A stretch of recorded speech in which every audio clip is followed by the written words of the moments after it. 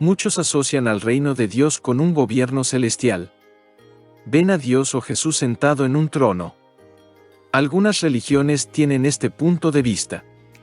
Visualizan al reino de esa forma, en la cual el reino tendría su sede en los cielos, y sería un gobierno parecido a la imagen de los antiguos reyes de antaño.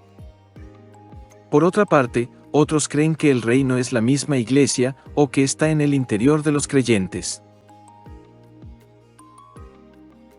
¿Pero qué era el reino de Dios? Esto es vital responderlo porque parte fundamental del mensaje de Jesús fue predicar sobre el reino de Dios. Por esa razón, analicemos ciertas visiones sobre el reino y veamos si concuerdan con lo que la Biblia enseña.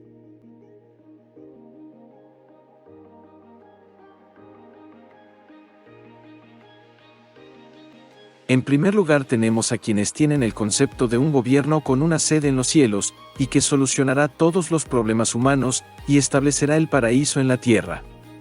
Esto es idéntico a las imágenes judías, a las esperanzas mesiánicas sobre el reino, en la cual un rey gobernaría desde Jerusalén a todo el mundo y cumpliría ciertas profecías.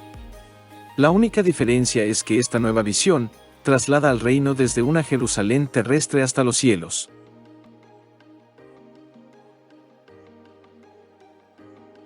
Además, este reino destruiría a todos los demás gobiernos humanos.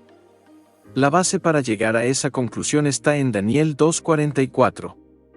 Y el cambio nuevo en la idea de algunas religiones sería que en vez de los gentiles y romanos, los destruidos serían todas las naciones de la tierra.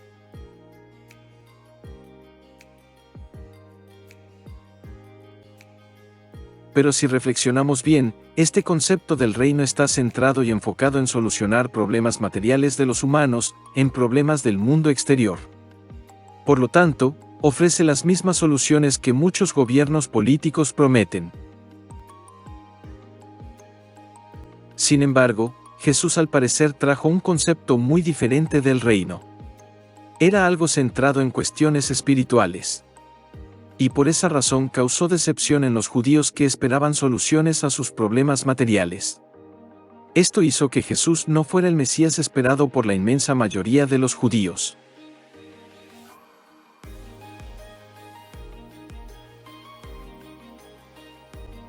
Es menester de nuestra parte intentar descubrir qué era en realidad el reino de Dios predicado por Jesús. Pero es importante recordar lo que analizamos en el video llamado Cómo abordar el estudio de las Escrituras o de la Biblia. Allí comentamos que son las Escrituras griegas cristianas o Nuevo Testamento lo que debe gobernar las explicaciones de las Escrituras hebreas, y no al revés. Por lo tanto, para arrojar luz sobre lo que es el reino, primero debemos tener en claro la definición del mismo Jesús y los apóstoles. Y luego ver cómo eso nos guía a analizar las Escrituras anteriores. En Mateo 13, 44 al 46 se nos dice: El reino de los cielos es semejante a un tesoro escondido en el campo, que un hombre halló y escondió, y por el gozo que tiene, va y vende cuantas cosas tiene, y compra aquel campo. Otra vez, el reino de los cielos es semejante a un comerciante viajero que buscaba perlas excelentes. Al hallar una perla de gran valor, se fue y prontamente vendió todas las cosas que tenía, y la compró. Notamos que Jesús dice: el reino de los cielos es semejante. Esto ya nos da una pista sobre el concepto de Jesús sobre el reino. Pero también note las reacciones de los hombres que encuentran el tesoro escondido y la perla de gran valor. Es como si el reino fuera una cuestión íntima, de un verdadero descubrimiento interior, que provoca gozo, asombro y una gran transformación interna. Es algo que cambia la vida. Si el reino fuera un mero gobierno en una sede distante, no tendría ese aspecto transformador y personal. Y aquí no se habla sobre las enseñanzas del reino, sino del mismo reino que es semejante a tal o cual cosa. Notamos que Jesús ya lo está definiendo.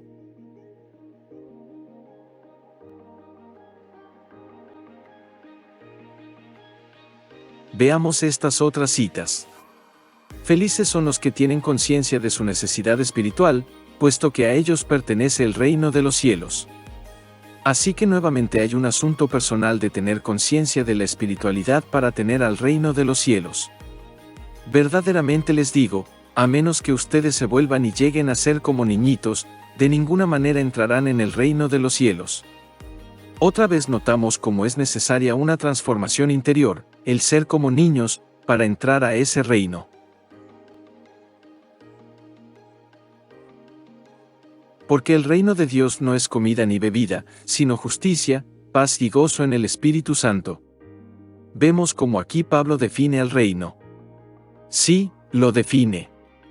Dice que no es una cuestión externa que llena los sentidos físicos o satisface las necesidades materiales de los humanos, sino que es una experiencia que trae paz y gozo con justicia en el Espíritu Santo.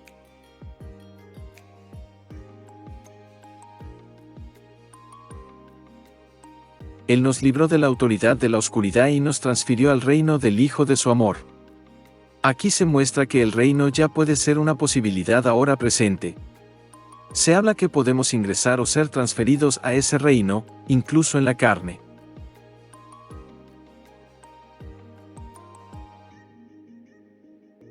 Esto queda reforzado con estas palabras. Respondió Jesús y le dijo, de cierto te digo, que el que no naciere de nuevo, no puede ver el reino de Dios. No te maravilles de que te dije, ustedes deben nacer de nuevo. Se insta a que debemos nacer de nuevo, debemos decidir voluntariamente hacerlo. Así podemos ya ver el reino de Dios. Luego leemos. Pero desde los días de Juan el Bautista hasta ahora el reino de los cielos es la meta hacia la cual se adelantan con ardor los hombres, y los que se adelantan con ardor se hacen de él. Claramente el reino puede ser una realidad presente, para los que se hacen de él, los que ingresan a su dominio incluso en esta vida.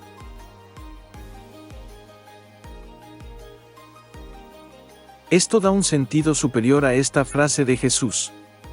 Sigan, pues, buscando primero el reino y la justicia de Dios, y todas estas otras cosas les serán añadidas.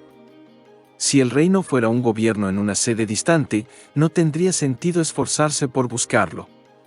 Buscamos algo, para encontrarlo, e ingresar a esa dimensión incluso en nuestra vida.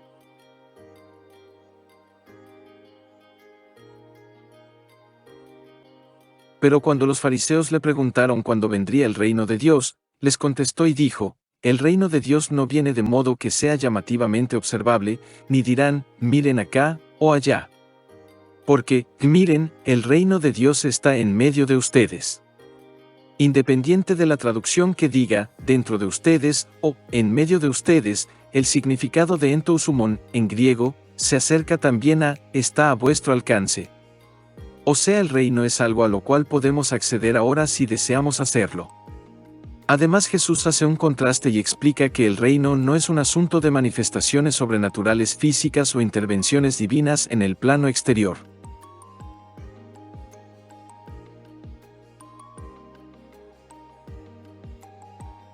Así que el reino de Dios no es un gobierno en una sede distante.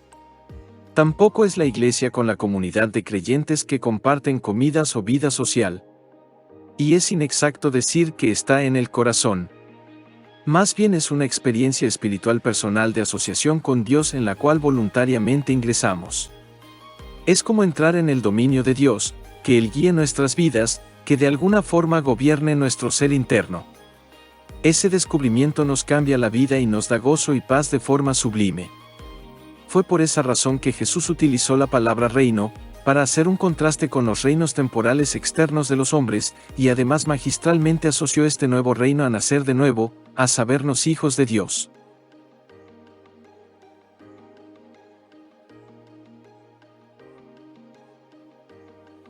Y este reino también tiene una fase de acción mundial futura, cuando la suma de las personas nacidas del Espíritu sean las suficientes para iniciar cambios globales en la humanidad. Refiriéndose a esa etapa del reino, él dice: les dijo otra parábola, el reino de los cielos es semejante a la levadura que una mujer tomó y escondió en 3 medidas de harina hasta que todo quedó fermentado. Notamos cómo el reino es como la levadura escondida en medio de la masa de la humanidad, y que se activará en el momento preciso para realizar los cambios. En otras palabras, La suma de personas nacidas del Espíritu que ya han ingresado al reino, escondidas en todas partes, serán los agentes del cambio planetario.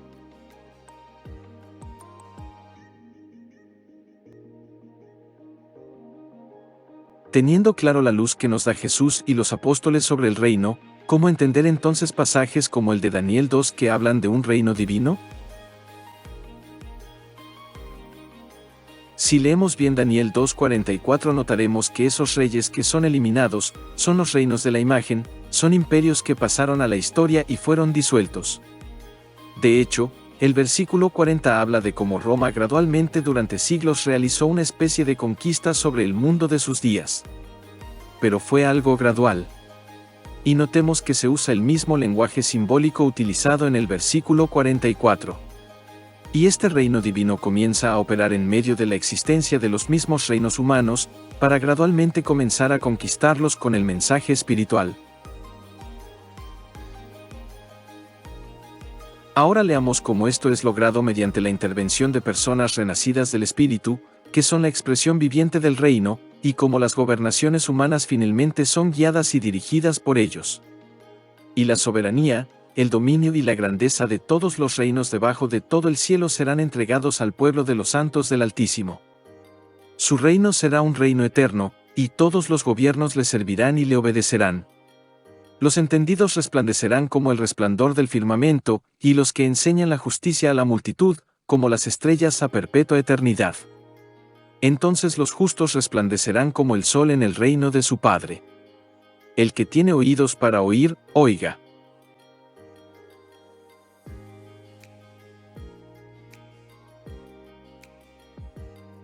Y notemos nuevamente el simbolismo de Daniel 2 en torno a cómo desaparecen gradualmente estos reinos, tal como si fuera el viento que se los lleva o disuelve.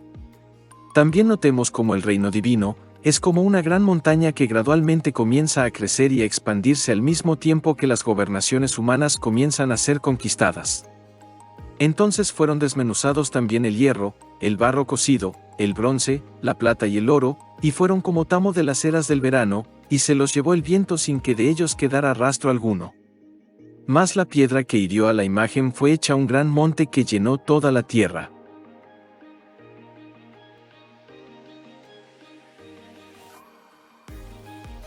Lo anterior guarda relación asombrosa con esta ilustración de Jesús sobre el reino. Otra ilustración les propuso, diciendo, el reino de los cielos es semejante a un grano de mostaza, que un hombre tomó y sembró en su campo, la cual es, de hecho, la más pequeña de todas las semillas, pero cuando ha crecido es la más grande de todas las legumbres, y se hace un árbol, de modo que vienen las aves del cielo y hallan albergue entre sus ramas. Lo que comenzaron humildemente los profetas, el propio Jesús y los apóstoles, sufrirá un fenómeno de expansión global, en que más personas renacidas del Espíritu y que han ingresado al reino, colectivamente serán como este gran árbol con el potencial de transformar a todo el planeta.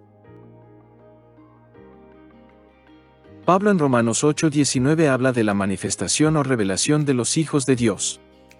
Son estas personas, estos embajadores del reino, los que iniciarán una serie de cambios planetarios en cadena, en el preciso momento, para lograr una transformación de la tierra que conducirá a una era de luz.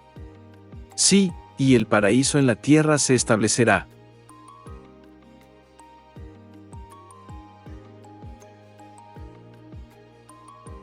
Pero mientras aguardamos esa manifestación futura del reino, no debemos olvidar de iniciar esta transformación en nosotros mismos.